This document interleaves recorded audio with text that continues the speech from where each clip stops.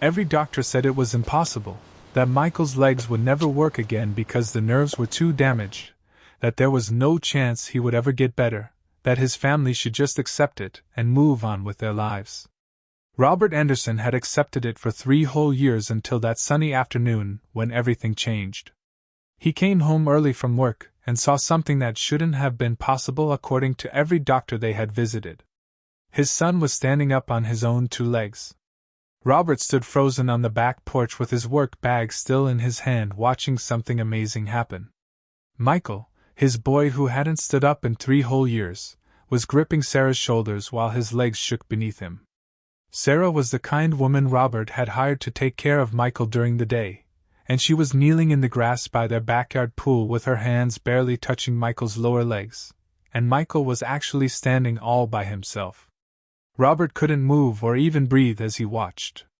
It lasted only 5 seconds, maybe even less than that. Then Michael's legs got tired and gave out, and he fell into Sarah's arms. Both of them were crying happy tears and laughing at the same time and holding each other like something magical and special had just happened right there in the backyard.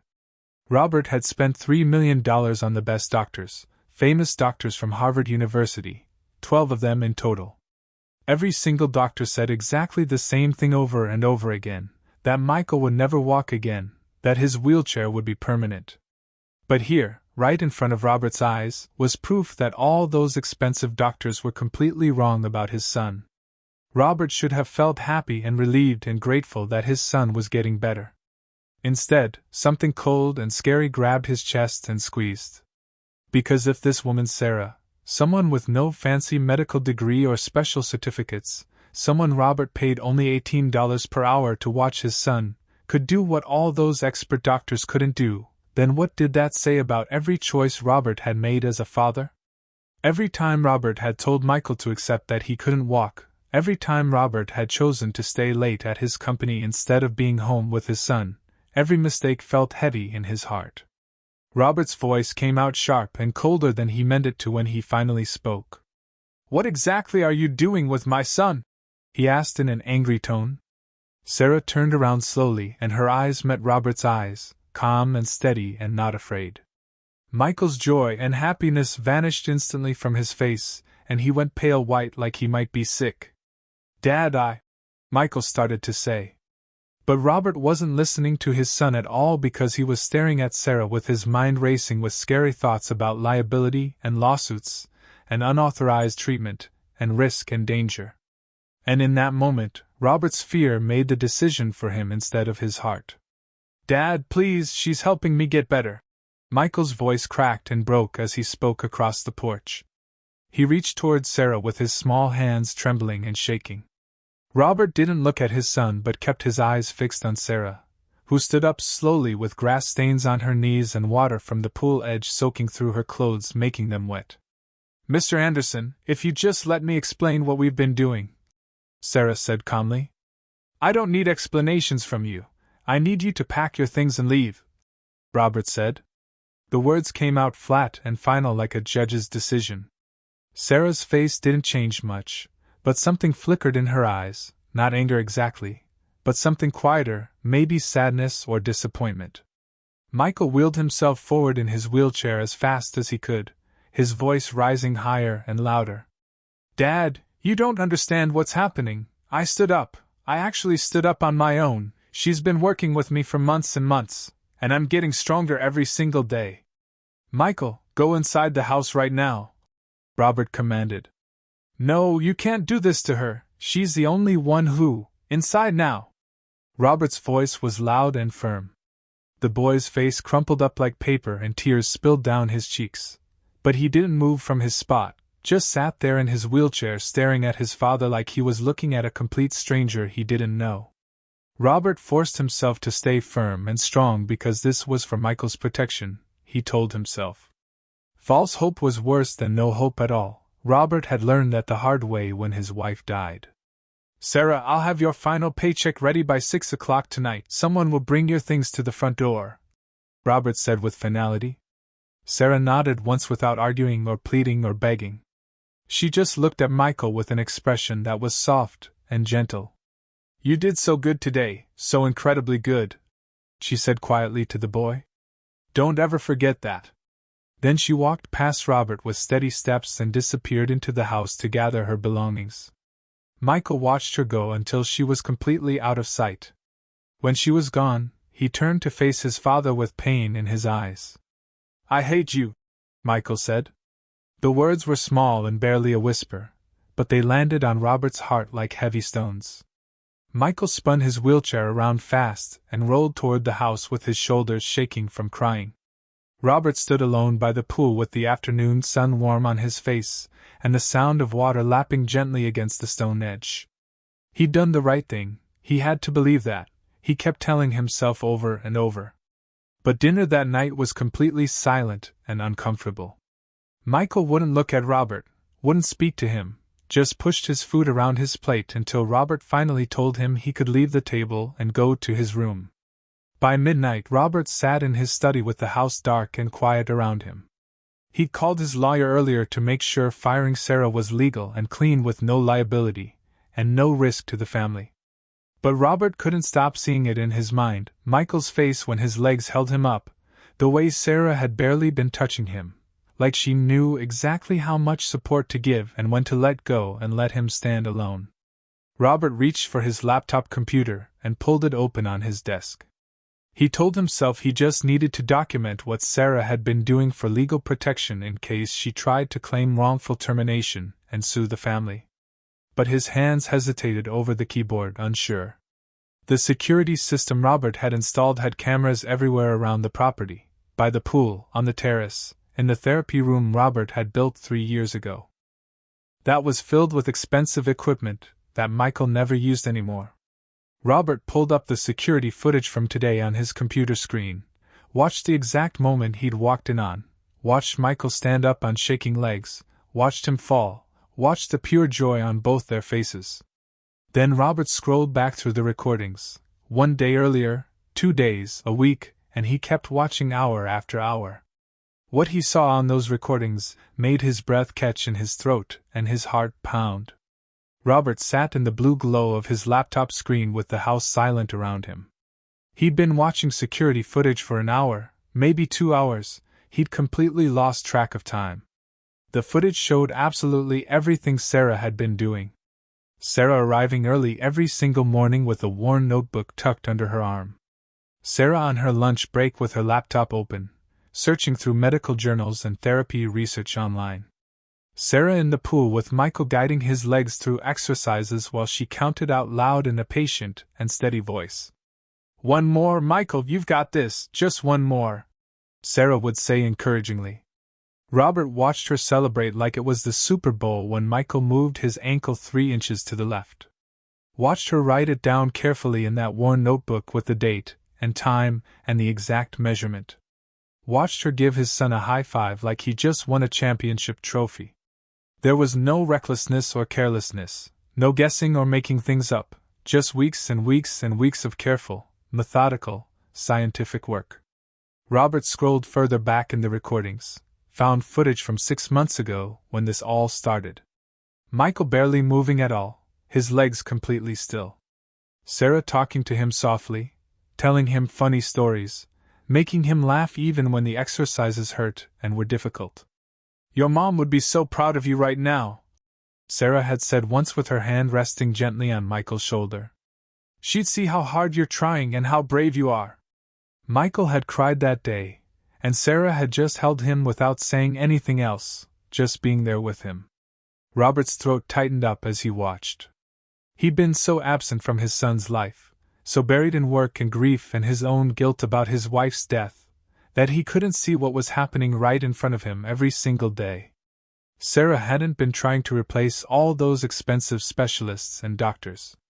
She'd been doing what they never did, what Robert never did. She'd been present and there for Michael. Robert closed the laptop and sat back in his chair feeling awful. The clock on the wall read 2:47 in the morning. He should go to bed and try to sleep and deal with this mess in the morning when he was rested, but he couldn't make himself move. He stood up and walked upstairs past Michael's room where the door was cracked open slightly. His son was finally asleep with his face still streaked with dried tears. Robert's chest ached with pain and regret.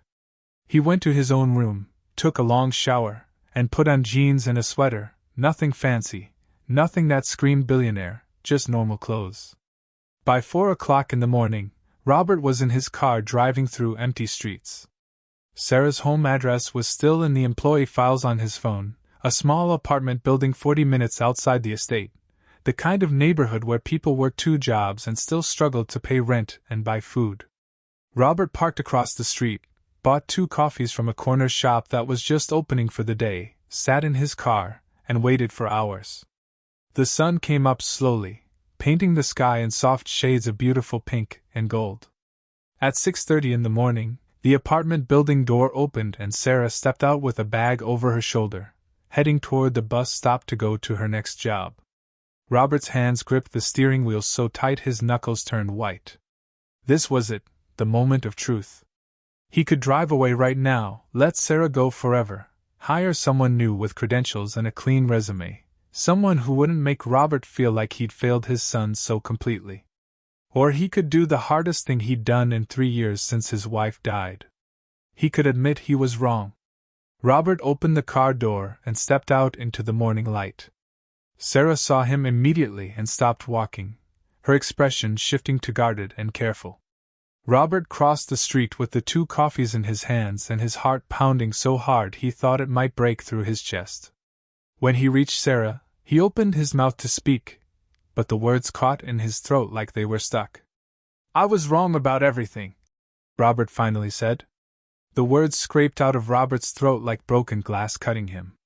Sarah stood on the sidewalk with her bag over her shoulder and the morning sun behind her. She didn't move or speak, just watched him carefully. Robert held out one of the coffees toward her, and his hand was shaking badly. "I watched all the security footage, every single hour of it, what you've been doing with Michael. It's not careless or dangerous, it's not reckless at all, it's—" Robert's voice cracked and broke. "It's everything I should have been doing as his father." Sarah's eyes stayed on Robert's face, reading him carefully, measuring whether he meant it. "I can't take back what I said yesterday," Robert continued with emotion. "I can't undo firing you in front of my son and hurting him, but I'm asking you, I'm begging you, please come back and work full-time, whatever terms you need, whatever you want, I'll sign anything, just please don't give up on Michael because I was too scared to believe he could get better." The street was quiet and empty. A bus rumbled past them. Somewhere nearby a dog barked. Sarah took the coffee from Robert's hand and held it between both her hands. "I'm not doing this for you, Mr. Anderson," Sarah said finally with a firm voice. "I'm doing it for Michael because he deserves it." "I know that, I completely understand," Robert said humbly. "And if you doubt me again, if you let fear decide for you instead of love, I won't come back, not a second time, this is your only chance," Sarah warned. Robert nodded seriously. "I understand completely." They drove separately through the waking city with the sun climbing higher in the sky and traffic starting to build on the roads. When they pulled into the estate driveway, the front door opened before they even parked their cars. Michael must have been waiting by the window all night long. The boy wheeled himself down the wheelchair ramp so fast he nearly tipped forward and fell. When he reached Sarah, she dropped to her knees on the gravel driveway. Michael threw his arms around her neck and held on like she was the only solid thing left in his entire world. "You came back, you actually came back," Michael whispered with relief. "I'm here, I'm not going anywhere ever again," Sarah said softly to him. Robert stood by his car watching his son cling to the woman who'd done what Robert couldn't do. His throat burned with emotion. The household staff had gathered by the front door watching the reunion, the cook, the gardener, the housekeeper, all of them watching this moment. Some of them smiled. Some wiped their eyes because it was so touching. They'd all seen what Robert had missed. That afternoon, Robert did something he hadn't done in 3 whole years. He canceled all his work meetings, every single one. He sat by the pool and watched Sarah work with Michael, really watched this time, saw the way she counted each movement carefully, encouraged every effort no matter how small, celebrated the tiniest bit of progress. "Does it hurt when you do the exercises?" Robert asked Michael during a water break. Michael looked surprised his father was even there at all. A little bit, but it's a good kind of hurt, like something's waking up inside my legs. Michael explained. Robert's chest tightened with emotion. Later, as the sun started to set and paint the sky orange, Michael looked up at his father with worried eyes. His voice was small and scared. "Dad, you're not going to send Sarah away again, are you?" Robert knelt down beside the wheelchair so he was eye level with his son. "No, absolutely not, I promise you. You promised Mom you'd always be here for me, too, and then you weren't," Michael said quietly. The words hit Robert like a punch to the stomach.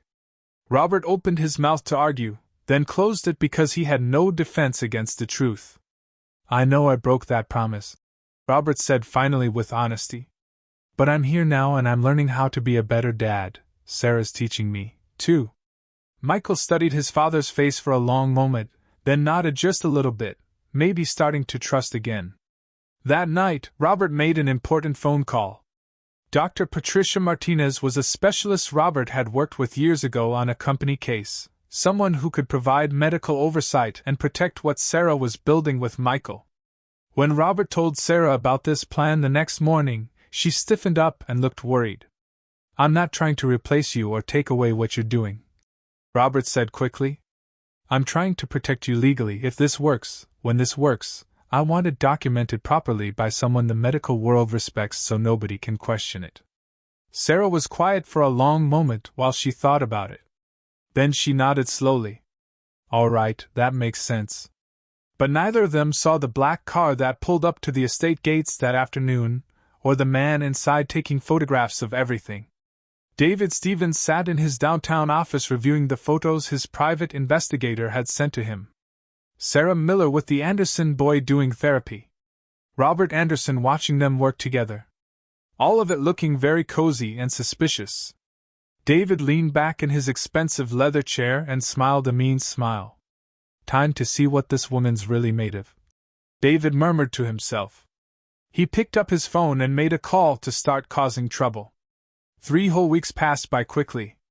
Robert started coming home from work earlier, not just on time, but actually early. He'd sit by the pool during Michael's therapy sessions, asking questions about everything, learning the names of exercises he never cared about before. Sarah was patient with Robert, showed him how to spot Michael during balance work, taught him which stretches helped and which ones pushed too hard and could cause injury. "Support here," Sarah would say, guiding Robert's hands to Michael's lower back. Not lifting him, just steadying him, let him do the actual work himself. Robert looked at his hands that signed billion-dollar business contracts, now trembling as they touched his son's back. Such a simple thing, but Robert had forgotten how to do it. Michael was definitely getting stronger and better.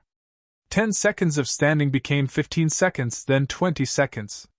His legs didn't shake as much anymore. His smile came easier and more often. One afternoon, Michael looked up at his father during a break. "You're here at home a lot now," Michael observed. Robert set down his phone. "Is that okay with you?" "Yeah." Michael's voice was quiet.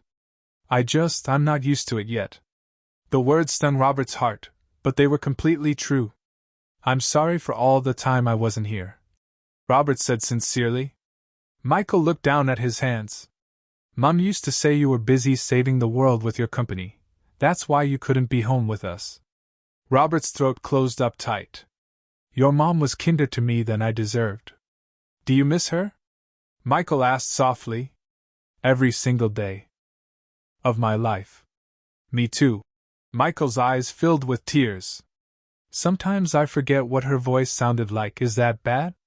Robert pulled his son close into a hug. "No, that's not bad at all. That's just what time does to memories. It doesn't mean you loved her any less." They sat like that for a while, the afternoon sun warm on their shoulders, the pool water lapping softly against the stone edge. Sarah watched from across the terrace, giving them space and privacy. But when Robert looked up and met her eyes across the yard, something passed between them, understanding maybe, or gratitude, or something more. That evening, Dr. Martinez came for her weekly visit to check on everything. She reviewed Sarah's detailed notes, watched video documentation of Michael's progress, ran her own medical assessments. "This is remarkable, truly remarkable work," Dr. Martinez said, looking between Sarah and Robert. "I'll be presenting your methods at a medical conference next month, Sarah, with your permission, of course." Sarah hesitated and looked uncomfortable. "I don't know if that's such a good idea. The medical community needs to see this," Dr. Martinez insisted. "What you're accomplishing here could help so many families with disabled children." Robert noticed Sarah's discomfort, but didn't understand why she seemed worried. Not yet anyway. After Dr. Martinez left for the evening, Sarah was quieter than usual, distant and lost in thought. "What's wrong?" Robert asked with concern. Sarah shook her head. "Nothing, just tired from the day." But that night, as Sarah walked to her car to drive home, she noticed something strange. A man sitting in a black car across the street with a camera in his lap. When he saw Sarah looking at him, he quickly started the engine and drove away fast. Sarah stood in the driveway with her keys in her hand and her heart beating faster with fear. She told herself she was just being paranoid and imagining things.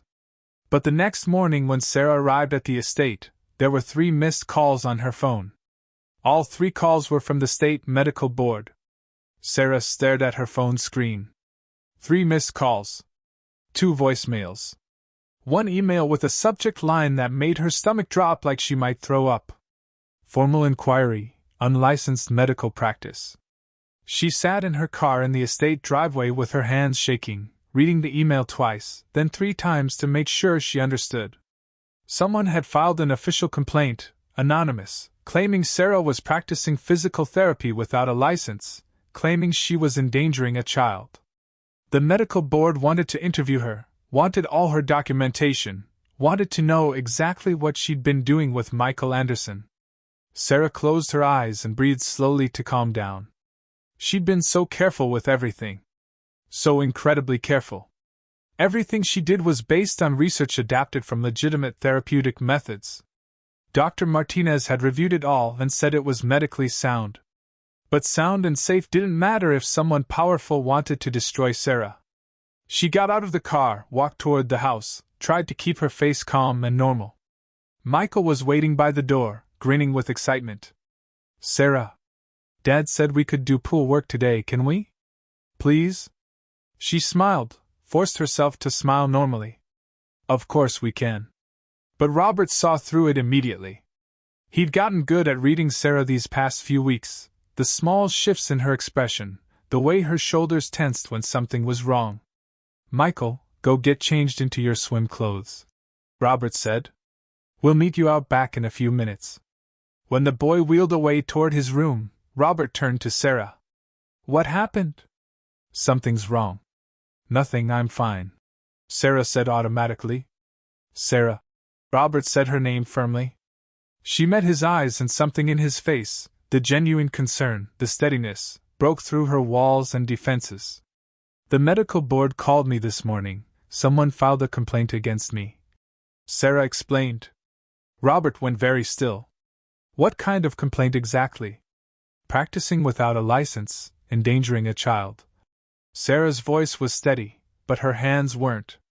"They want to interview me, review everything I've been doing with Michael." Robert's jaw tightened with anger. Who would do something like this? He stopped talking, thought hard. How would anyone even know what you're doing here? Sarah remembered the man with the camera, the black car that sped away when she looked at him. "I don't know," Sarah said quietly. "But someone's been watching us." Robert pulled out his phone immediately. "I'm calling my lawyers right now." "Mr. Anderson, call me Robert." "Robert, you don't have to do this for me. And this isn't negotiable," Robert said firmly. "Someone's targeting you because of my son, that makes it completely my problem to solve." Sarah wanted to argue, but the relief she felt was stronger than her pride. That afternoon, while Michael practiced his exercises in the pool, Robert made phone calls. Lawyer after lawyer, his voice sharp and commanding and protective in a way Sarah had never heard before. Michael didn't notice the tension between the adults. He was too focused on his progress, too happy that both his father and Sarah were there watching him. "Watch this," Michael called out, gripping the pool ledge. He pulled himself up with his arms, his legs steadying beneath him, and stood for 30 full seconds without help. Sarah and Robert both clapped, but their smiles didn't quite reach their eyes because of the worry. Later, after Michael went inside to rest, Robert's lawyer called back with information. Robert stepped away to take the call privately. Sarah watched Robert's face change as he listened, watched his expression go from concern to something much darker. When Robert hung up, he stood there for a moment, staring at nothing. "What is it? What did your lawyer find out?" Sarah asked nervously. Robert turned to face her. "My lawyer did some digging into the complaint. The complaint came from someone with connections to Anderson Industries." Sarah's stomach dropped with fear. "What does that mean?" "It means this isn't about you at all," Robert explained. His phone buzzed with a text message. He looked at the screen and his face went completely pale. "It's about me." The text message was simple and threatening. 3 words. "We need to talk." It was from David Stevens, Robert's business partner of 15 years. Robert stared at the screen with his mind racing. David? Of course it was David behind all this. "What does the message say?" Sarah asked. Robert showed her the screen. Sarah's face went pale with fear. "Why would your business partner file a complaint against me?" "I don't know yet, but I'm going to find out right now," Robert said angrily. That evening, after Michael went to bed, Robert drove to David's house, a huge estate not unlike Robert's own, all white stone and perfectly manicured lawns. David answered the door himself, smiled like they were old friends meeting for drinks. "Robert, come in," David said smoothly. They sat in David's study with leather chairs and expensive alcohol, the kind of room where deals were made and lives were changed forever. "You filed a complaint against Sarah Miller," Robert said directly. No preamble, no pleasantries. David's smile didn't falter or fade. "I was concerned for you, for Michael." "Concerned?" Robert repeated. "Robert, listen to yourself," David said. "You've been spending all your time at home, missing board meetings, canceling investor calls. The merger vote is in 6 weeks and you're nowhere to be found. My son is walking again. Because of an unlicensed caregiver using God knows what methods." David leaned forward. "What happens when Michael gets hurt? When she pushes too far and something breaks? You'll be ruined, the company will be ruined. Dr. Martinez has reviewed everything Sarah does, her methods are sound," Robert argued. "Dr. Martinez isn't on the board of directors," David countered. "The board is asking questions, Robert, about your priorities, about your judgment." Robert set down his glass. "You're threatening me." "I'm protecting you and protecting the company," David claimed. "Step back from this distraction, put Michael in a proper facility with licensed professionals, and focus on what matters most." "My son matters most to me." "Your son will be fine," David said coldly. "But if you lose this company, if you lose everything you and I built together, what kind of father does that make you?" Robert stood up. "The kind who finally shows up." Robert walked out without looking back at David. But as Robert drove home, David's words circled in his mind. The merger, the board, the company Robert had spent 20 years building. Could he really risk it all for this? When Robert got home, Sarah was still awake, sitting in the kitchen with tea. "What did David say?" Sarah asked. Robert told her everything, all of it, holding nothing back. Sarah was quiet for a long time. Then she set down her cup. "Maybe he's right," Sarah said softly. Robert looked at her in shock. "What?" "Maybe I should step back, just until the merger is done. You can hire someone licensed, someone who—" "No," Robert interrupted. "Mr. Anderson, Robert," he corrected. "And no, I'm not letting David win this." Sarah's eyes filled with tears. "This isn't about winning, this is about Michael and you. If you lose your company because of me, then I lose it," Robert said firmly. "But I don't lose my son, not again." The words hung between them in the quiet kitchen. Sarah looked at Robert like she was seeing him for the very first time. Before either of them could speak again, Robert's phone buzzed. An email from an unknown sender. Robert opened it, read it, and his blood went ice cold. It was a photograph of Sarah and Michael by the pool, intimate and close. The angle made it look wrong, like something it wasn't at all. Below the photo, a single line of text. "Imagine what the media could do with this." Sarah stared at the photo on Robert's phone, her hand on Michael's shoulder in the picture, the boy looking up at her with complete trust. The angle twisted it into something ugly, something wrong. "He's going to destroy me," Sarah whispered. "He's trying to scare us," Robert said. "It's working," Sarah admitted. The kitchen felt too small, too quiet and suffocating. Sarah stood, moved to the window, stared out at the dark estate grounds. "I should leave," Sarah said. "Before this gets worse, before David hurts Michael with this." "Sarah, look at that photo, Robert, look at what he's turning this into," Sarah said. "If that gets out, if people see it and think—" Her voice cracked. "I can't do that to Michael, I won't." Robert stood and walked across the kitchen to stand beside Sarah at the window. "3 weeks ago, I fired you because I was afraid," Robert said quietly. "Afraid of hope, afraid of change, afraid of admitting I'd failed my son." He turned to look at her. "I'm not making that mistake again. This is different, this is your company, your reputation, everything you've built your whole life," Sarah argued. "I built a company," Robert said.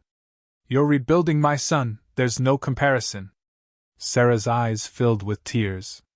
"You don't understand what men like David can do. I've seen it before. People like me, we're easy targets, no money, no lawyers, no protection."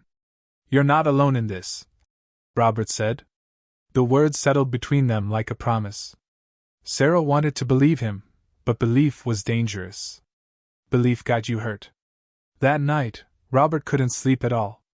He lay in bed staring at the ceiling, thinking about David's threat, about the merger, about Michael's face when he stood for 30 seconds today. Robert's phone buzzed. A text from his head of security. "Found something, need to show you tomorrow morning." Robert sat up in bed, read it again. Whatever his security team had found, it was enough to wait until morning, enough to document carefully. Hope stirred in Robert's chest, small and fragile, but definitely there. Down the hall, Michael lay awake, too. He'd heard voices earlier, his father and Sarah in the kitchen. Michael couldn't hear the actual words, but he knew the tone. Something was very wrong. Michael reached for his phone on the nightstand, pulled up the family calendar his father kept, saw the entry for next week. Board merger meeting, final vote. Michael didn't understand all of it, but he understood enough. His father was in trouble, and it had something to do with Sarah. Michael looked at his legs under the blanket, thought about how far he'd come, how much stronger he felt now. Maybe there was something he could do to help. In the guest house, Sarah sat on the edge of her bed. The threatening photo still burned into her mind like it was on fire. Sarah had been here before. Different city, different family, different accusations, but the same ending. People like her didn't win against people like David Stevens. Sarah pulled out her phone, started typing a resignation letter to Robert. "Dear Robert." Her fingers hovered over the keys. Then Sarah thought of Michael's face today, the pure joy when he stood for 30 seconds. Sarah deleted the letter. Whatever was coming next, she'd face it for Michael. Across town in his office, lit only by a desk lamp, David Stevens reviewed his plan. The photo was just the beginning. David had more, so much more. Anonymous tips to tabloid bloggers, contact information for concerned board members, a timeline for maximum damage. By the time David was done, Robert Anderson would be begging to step down as CEO, and that unlicensed caregiver, she'd never work again anywhere. David smiled and reached for his phone. Time to make the next move. Robert's security chief arrived at the house at dawn. He spread documents across the dining room table. Photos, bank records, phone logs. "David Stevens hired a private investigator 3 weeks ago," the security chief explained. The same exact day Dr. Martinez first visited, he's been tracking Sarah's movements, Michael's therapy sessions, your schedule. Robert stared at all the evidence. Why would he do this? The merger, the security chief explained. If it goes through as planned, you remain CEO, but there's a clause: if the board votes no confidence in your leadership, David takes over everything. He's been building a case that you're distracted and unfit. Sarah stood in the doorway listening to everything. Her hands were shaking. There's more, the security chief continued. He pulled out a recording device. David's assistant came forward yesterday, said she couldn't stay silent anymore. She recorded this conversation. The security chief pressed play. David's voice filled the room, cold and calculating. Robert is so busy playing house with that woman and his crippled son, he can't see I'm positioning myself to take everything. The board already has doubts. One more push and he's done. Robert's face went white with shock. The recording continued. Get me everything on Sarah Miller, every job she's been fired from, every family that let her go. I need her to look dangerous, unqualified, like someone who manipulates vulnerable families. Sarah's breath caught in her throat. And if that doesn't work? The assistant's voice asked on the recording. Then we make sure the photo I sent him ends up everywhere. Let the media decide what it means. By the time he fights back, the damage will be done. The recording stopped. Silence filled the room. Robert looked at Sarah, saw the pain in her eyes, the fear. He was never going to stop. Sarah whispered. No matter what I did. No, Robert agreed. He wasn't. Robert stood up. His expression had changed completely. No more fear. No more doubt. The board meeting is in 3 days, Robert said. David's going to present his case, try to force me out. What are you going to do? Sarah asked. Robert looked at the evidence spread across the table, then at Sarah, then toward the stairs where Michael was still sleeping. I'm going to show them the truth. That afternoon, Robert made more phone calls, not to lawyers this time, to board members, trusted ones, people who'd known him for years. Robert told them everything. The investigation, the threats, David's plan to steal the company. I'm asking you to trust me, Robert said. Come to the meeting, hear what I have to say, and then decide. That evening, Michael wheeled into his father's study. Dad? Robert looked up from his laptop. I want to come to your board meeting, Michael said. Michael, it's not. I know what's happening, Michael interrupted. I heard you and Sarah talking. Mr. Stevens is trying to hurt you because of me, because of her. Robert started to argue, but Michael's face stopped him. I'm not a baby, Dad, and I'm not helpless, not anymore. Michael's voice was stronger than Robert had heard in years. Sarah helped me stand, you helped me believe I could, now let me help you. Robert stared at his son and saw the determination there, the courage. Okay, Robert said quietly. Okay, you can come. 2 days later, Robert received one final message from David. See you at the board meeting. Hope you've made your peace with losing everything. Robert deleted it. He'd already lost everything once, the day his wife died and his son stopped believing in himself. Robert wasn't losing anything ever again. The morning of the board meeting, Robert stood in front of the mirror, adjusting his tie. Sarah appeared in the doorway. Ready? She asked. Robert turned and looked at her, this woman who'd walked into his life and changed everything. Thank you, Robert said, for not giving up on Michael, on us. Sarah's eyes filled with tears. Thank you for coming back. Downstairs, Michael waited in his wheelchair, dressed in his best clothes. The three of them drove to Anderson Industries headquarters together. As they walked into the building, Robert felt something he hadn't felt in years. Hope. The boardroom doors opened and David Stevens was already waiting inside. The boardroom was completely silent. 23 board members, attorneys, executives, all watching as David stood at the head of the table with his presentation ready. Thank you all for coming. David began with his voice smooth. I know this is uncomfortable, but leadership demands difficult conversations. David pulled up a slide on the screen. Photos of Robert leaving work early. Calendar entries showing missed meetings. Robert Anderson has been my partner for 15 years, but in recent months, his focus has shifted, David explained. Personal matters have consumed his attention during the most critical merger in our company's history. Robert sat quietly, Sarah beside him, Michael's wheelchair at the end of the table. David continued with his presentation. I have evidence of household staff overstepping boundaries, unlicensed medical treatment, a pattern of judgment that puts both his family and this company at serious risk. David pulled up the photo of Sarah and Michael by the pool, the angle still twisted, still ugly. Several board members shifted uncomfortably in their seats. I'm not questioning Robert's love for his son, David said.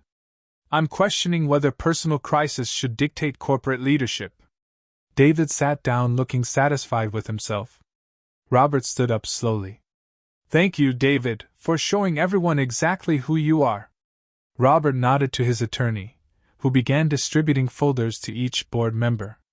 Inside you'll find bank records showing David hired a private investigator to stalk my son's caregiver, phone logs proving he filed a false complaint with the medical board, and recordings provided by his own assistant of David planning to manufacture evidence against me. The room went completely still. Robert played the recording for everyone. David's voice filled the boardroom, cold and calculating, admitting everything. When it finished, the silence was deafening. David's face had gone pale white. You can't, David stammered. I can and I am. Robert's voice was steel. You didn't just come after me, David, you came after my son. You tried to destroy a woman whose only crime was helping a child walk again. Robert turned to the board members. Sarah Miller accomplished what 12 specialists couldn't, not through recklessness, through patience, research, belief. Dr. Martinez has documented everything. It's all in your folders. Robert paused, then gestured to Michael. But you don't have to take my word for it. Michael gripped the armrests of his wheelchair. His hands were shaking, but his face was set with determination. Sarah moved to his side, but Michael shook his head. I want to try alone, Michael said. The room held its breath and watched. Michael pushed himself up. His legs trembled, but they held. And then, step by step, Michael walked 12 deliberate steps across the boardroom floor to where his father stood. Someone gasped. Another board member wiped her eyes. When Michael reached Robert, his father's arms went around him, holding him steady. Sarah didn't just help me walk, Michael said, his young voice clear in the silent room. She helped my dad remember how to be my dad. Robert's eyes closed. His son's words landed in a place he didn't know was still broken. The board voted immediately. David was removed, not just from merger leadership, from the company entirely. David left without a word, his face twisted with fury. 3 months later, the Sarah Miller Foundation opened its doors. A building downtown filled with light and hope. Free therapy for families who'd been told impossible. At the ribbon-cutting ceremony, Michael walked across the stage with no assistance and no help and handed his father the scissors. The crowd erupted in applause. But the moment Robert would remember forever came that evening. They sat by the reflecting pool, the three of them, Michael's legs dangling in the water, strong enough now to kick gently. You know what I was thinking about today? Michael asked. What? Robert said. Mom, I think she would have liked Sarah. Sarah's breath caught. Robert looked at her, saw the tears in her eyes. Yeah, Robert said softly. She would have. Michael smiled, leaned his head against his father's shoulder. And in that moment, sitting by the water where everything changed, Robert understood something he'd missed for so long. Grace doesn't always announce itself. Sometimes grace shows up quiet and steady, in the form of a woman who believed when no one else would. Sometimes grace shows up in a son who forgives. Sometimes grace shows up in a second chance you don't deserve but receive anyway. Sarah reached over and squeezed Robert's hand once. Robert squeezed back. And in the fading light, they sat together. Not as employer and employee, not as broken people trying to fix each other, but as family. The kind that doesn't come from blood. The kind that comes from showing up. From believing. from refusing to let fear win. The kind worth fighting for.